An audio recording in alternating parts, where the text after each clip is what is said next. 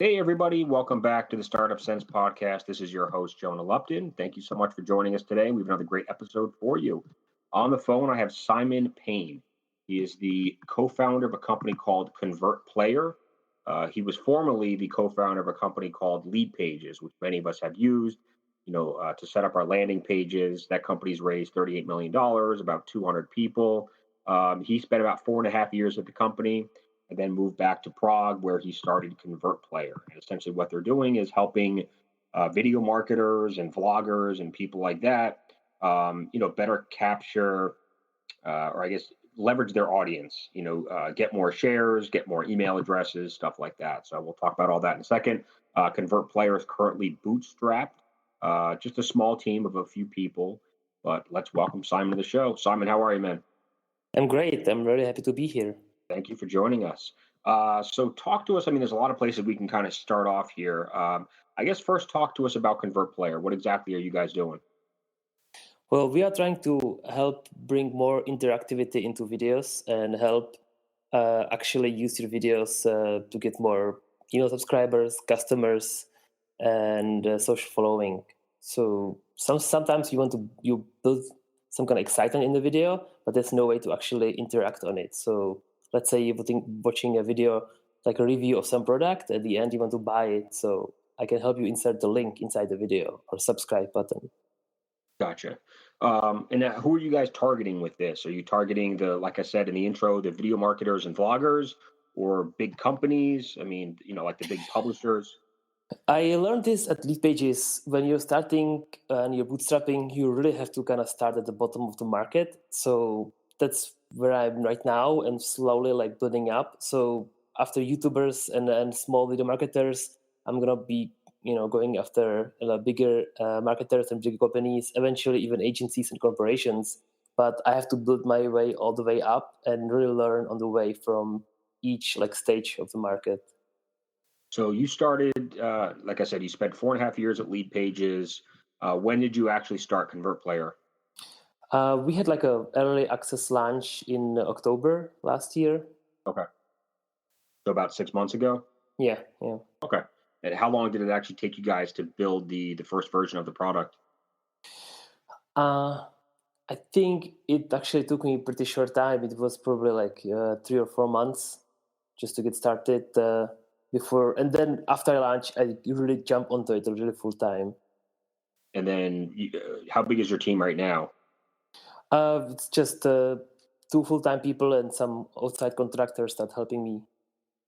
Okay, mostly engineering people? Actually, I'm doing most of the engineering myself, and I have like a marketing intern that's doing the marketing and helping with some videos. Gotcha. So where are you guys marketing right now? How are you finding some of your early adopters? Well, first of all, I leverage my own network and friends. Being at LeadPages really helped me to meet many people and really widen my network of entrepreneurs and connections. So first of all, I launched to that network to my friends, and I built a really exciting like group of early adopters. After that, I kind of use this network to get to other people's networks, and eventually got to be promoted on AppSumo, which also went to some personal contacts, and that really helped us. And now we are going to be using more like affiliate marketing and Facebook marketing to, reach even wider networks. Gotcha. So how much does it cost? Say I'm a vlogger, and I have a YouTube channel and I'm publishing maybe 2 videos a week, and I want to use your technology to, put a wrapper on these videos. So there's share buttons and there's a link to my website and there's an email subscribe button. What would I typically pay for that? So the basic version will cost you $97 per year, and I suggest you get started with that. Okay, so $97 a year. What are you willing to pay to acquire that customer? Well, right now I'm really willing to give people like a really big affiliate commission. So ConvertPlayer is a SaaS, like software as a service product. So if you're an affiliate and you bring me a customer, I'm willing to give you 30% of the subscription itself. So if the customer stays with me for several years, like every month, every year, you will get 30% of whatever he spends on me. So Gotcha. that's the Okay. model that we use at LeadPages, and I kind of like learning from that and using the same. Right. So let's talk about lead pages. I mean, certainly this podcast is it's about the entrepreneurs just as much as it is about the companies. And obviously, lead pages is a big part of your life, or it was for 4.5 years. So maybe take us back to the beginning. You know, why did you and your co-founder start that company, and how did you guys scale it so fast?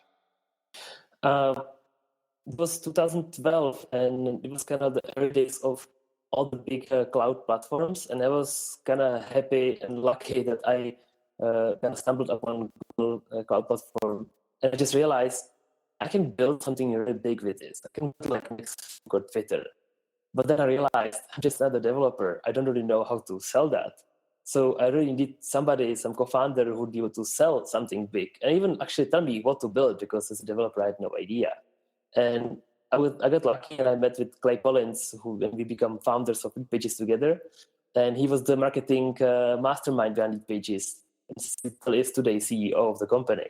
And he just focused on basically selling it, and I built that. And together we scaled the company from nothing to what is it today, over 50,000 customers.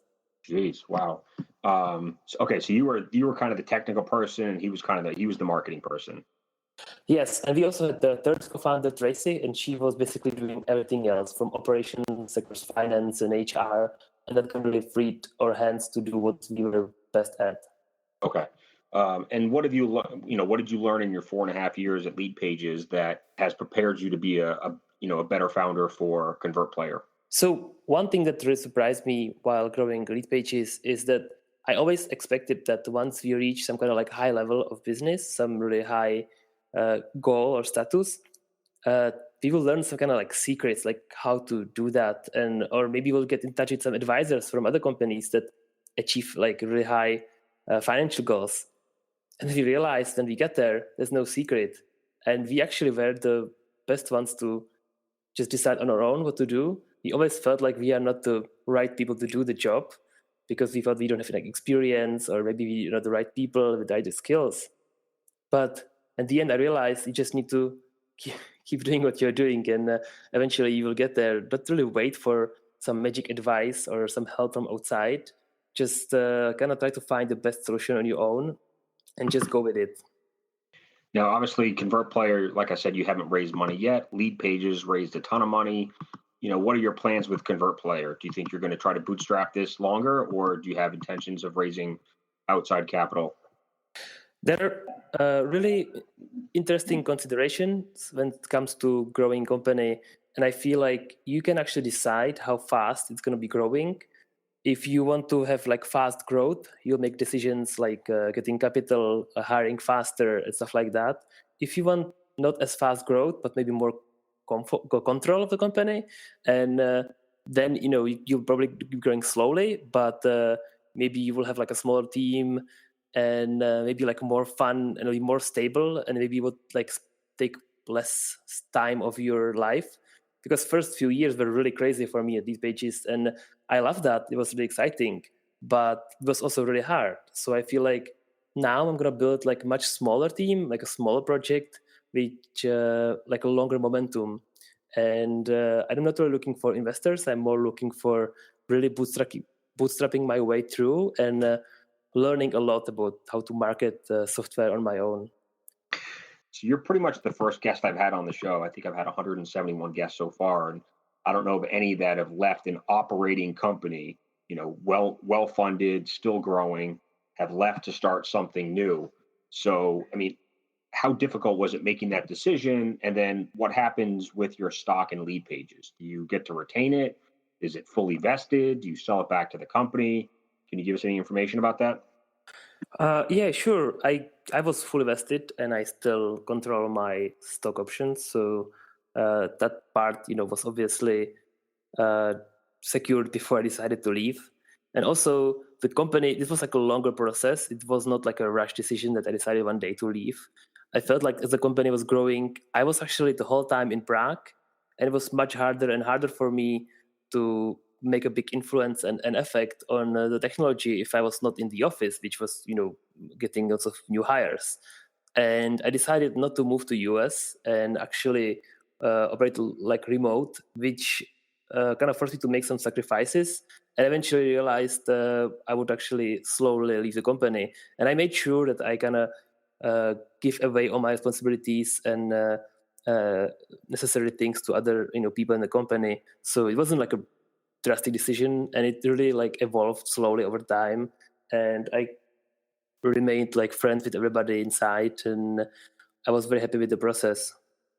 This is Jonah Lupton, founder of Joule and host of the Startup Sense podcast. At Joule, we help entrepreneurs and startup founders build, launch, and grow their companies by providing superior technology, marketing, and consulting services. We help clients of all sizes, budgets, and industries. We put our clients in the best position to raise capital, grow revenues, hire employees, and maximize their profits. For more information or to set up a free consultation with our team, please visit our website at joule.net. That's JOOL.net. Yeah, I mean, that's never an easy decision. You worked with those people for a long time and you saw a ton of success, but sometimes it is just time to move on and start something on your own. And it sounds like you wanted to live in a particular place and this just made more sense for you. So what are some of your goals for 2017 and 2018 with ConvertPlayer? How big can this thing get? Well, 2017 is, the year where I just put ConvertPlayer on a map and really, become kind of visible. So I want to grow the team maybe from those 2 guys to like 6 or 7 people. I want to get right now I got over like 2,500 customers. So maybe double that this year to 5,000 would be great. But we will see. And what's the best way to find your customers? I know you mentioned before using affiliates and doing some Facebook ads, but there's got to be groups. Whether it's Facebook groups or whether it's on Reddit. I'm not even sure where do you find all these vloggers, right? All the people that are creating and posting videos on YouTube. I think the start is really to having really awesome product that works, because the word of mouth really helps the most, I believe. So once you get like one really successful blogger or marketer, you'll be very happy to promote it to their own audience, and it goes like a chain reaction from there. So I haven't even exhausted all the opportunities I have from the connections that are around me right now. So even before getting kind of like buying traffic, which is like really cold, audience which doesn't know anything about me, I just want to really go deep on what's kind of around me right now. Now, certainly, YouTube is the leading video platform, but there's other ones out there. I mean, we post videos on Twitter, we post videos on Facebook, we post videos on Instagram. Does your product or technology work on those platforms as well? Yes, I already support Vimeo. I'm planning to add support for Facebook, Instagram, and Twitter videos as well, because people embedding those more and more, especially Facebook Live video. So if you can imagine, after the like Facebook Live video stream, just embed it on your site, and there can be a subscribe button as well, and stuff like that is definitely on my roadmap. Awesome. Yeah, I mean, I'm just thinking about all the opportunities, and you and I talked about this in the pre-call, where I have friends that are growing their YouTube video audience, and I subscribe to a few channels of fitness people, and they're posting videos, and some of them have 50,000 subscribers, all the way up to 1 million subscribers. But at the end of the day, they really don't have a great way to market those people afterwards because they don't have their contact information. They don't know who they are. They don't have their email addresses. They're not really, maybe they're connected on Twitter or Facebook, so they have a chance to market to them there. But having that email address is so valuable. So that's what you guys are doing, right? You're just giving them a better way to stay in touch with people. Yes, exactly. That's exactly the problem I'm trying to solve for people. And it's really funny how people were saying like 10 years ago that email is dead, because email is alive more than ever today. And Yep. it's really becoming the new online currency for people, because how are you going to tell people there's a new video if you can't reach them? Right. And you can't time it, and you can't promote somebody else's product to your audience. So all these things are impossible to do on YouTube. Right. I mean, because it looks, you look at the engagements for a lot of the social media platforms, whether it's Twitter, Facebook, LinkedIn, even Snapchat, and engagement, the number of people that see your post or like it or share it, or, that continues to go down and down. the algorithms change, and all these social media platforms want people to have to, boost their posts, like on Facebook, right? With my podcast, the organic reach for my podcast is like 10 or 15% of how many people actually like the page. So I have to pay money to boost each post in order for more people to see it. And, that's going to continue. But versus with email, where I send out an email at the end of every week with all this, with all the episodes, and I usually get like a 25 to 35% open rate. And you can't get 25 to 35% engagement on any of these platforms anymore. So email still, to me, is the most valuable. Yeah, I agree. And also, it's in today's world, there's so many distractions. And if you're on some site, they make sure that you'll see the rated videos on the right column and all the interesting stuff all around the video. So once you finish watching the video, you will just drift away somewhere else. While if you send your customers or viewers email with your video and it's on your site, you get to decide what they're gonna do after they finish the video. Maybe they'll stay on your site and go somewhere else, and you can really like funnel them, to go wherever you want in your marketing, and that's also really valuable. So, what else can you tell us about your entrepreneurial journey over the last 5.5 years? Between LeadPages and ConvertPlayer, what's one thing that most people don't know about you or don't know about that journey? Well, most people don't know that I actually started as a graphic designer. And after a few years, I really realized that I'm not really good and I have to do something else. And I switched to being a developer. And I did it for a while. And then I switched to being a user experience consultant. And then I switched again to be an entrepreneur. And then I did LeadPages. And I realized like switching the careers is actually really good and healthy for my brain, because I don't necessarily associate my ego to one title. And I can also do more. As a developer, I can create my own icons, but also as a marketer, I can like fix some stuff in a code. And suddenly it becomes all, together in ConvertPlayer, where I'm doing finally the last few professions I never did, like making my own videos, writing my own copy, thinking about the email marketing and stuff. And of course, people tell me like, but what if you become like a jack of all trades? But I feel like if you really spend on each of these skills like 3-4 years, it can really help you to become kind of like complex person with a really powerful skill set.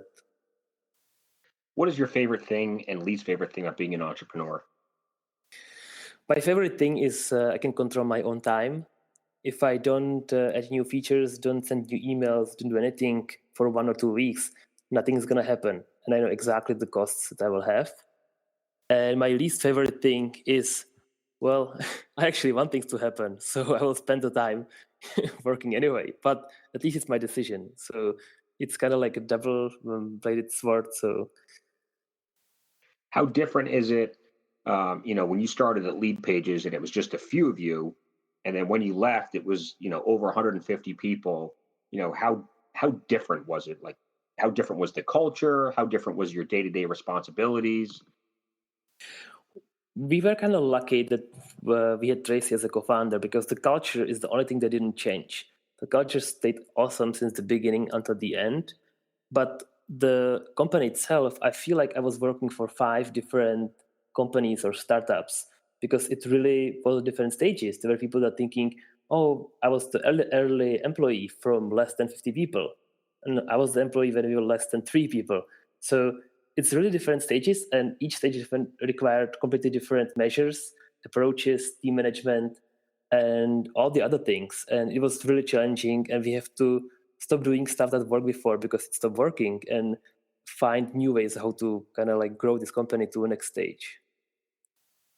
Awesome. That's pretty much all I had. I rattled off a lot of questions and we got through a lot of material here. Anything you wanted to share with the audience before we wrap up? The only thing I would like to share is that I feel like 2017 is the year where businesses finally realize that video is the thing. Like, feel like 2016 was kind of the year of YouTubers and young generation discovering really the full potential of videos. And many people, especially from business world, like I keep hearing like it's difficult to create videos. I don't know how to do that. And first of all, you don't even have to create videos. You can just use other people's videos in your marketing, and it's completely fine if you do it the right way. If you're selling your notebooks, you just need to find reviews of the notebook that somebody made, they'll be happy you're sharing them. And if you actually want to start making videos, there's nothing better than just take your phone and start doing that, because you will never learn if you actually don't do that. So keep starting doing like small recordings every day, and you will get there. So talk to us before we wrap up. I'm actually on the pricing page right now. So it looks like a basic plan is $8 a month, and then the pro plan is 15, and the agency plan is 25. And then the features are obviously different for each one. It looks like the more expensive plans give you a lot more unlimited features, but like video conversion rate, what exactly is that? Video conversion rate will help you determine the stuff that actually YouTube doesn't tell you, like how many people watched the video and then opted into your email list and stuff like that. So, for example, YouTube doesn't even count as a view if the video is autoplay, but maybe that's a pretty important part of the your funnel to come to your landing page. You would like to see how many people actually watch the video. So I calculate it on my own analytics. It's more precise. Gotcha. Okay. Which plan is the most popular? It actually looks like the pro plan is the most popular. The basic is for kind of freelancers and solopreneurs.